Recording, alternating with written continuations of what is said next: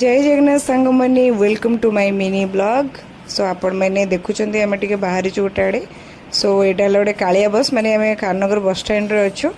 सो गोटे जगह बाहरी जावाई बाप पुओ बस वेटिंग रे अच्छा पूरा गरम एत हो बस सब सुविधा अच्छी किंतु बस स्टैंड फैन फैन नहीं। तू कुआ जाछु कुआ जाउची की मधना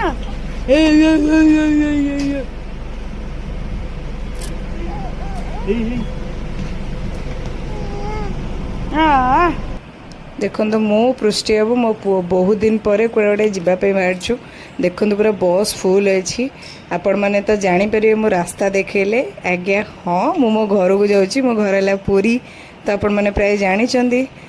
सो फाइनाली जगार डाकर आसला जैकि रथ यात्रा पुरी आसरी केबेठू मु अपेक्षा करी। जय जगन्नाथ। सो आम पुरी रे पहुँची जीव ए फाइनाली एत दिन पर अपेक्षा कलु पहुँची गलु। मो भौणी आसी आमको रिसीव करने मो गुगुल आम समस्ते जाऊँ पुणी पहुँच गला पर देखंतु कितने खुशी मो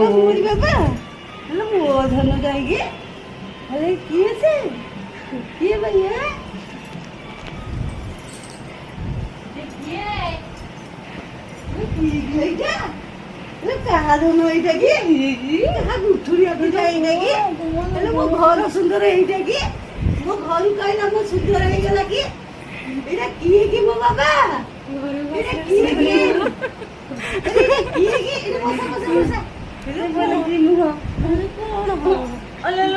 आम इवनिंग रे चलू मार्केट खाइपे। ये छेना इडली सबू पुरी पूरा मीठा आइटम पृष्टि बाबू खाऊँ छेना इडली आउला झील खाऊँ कंढे खाऊँ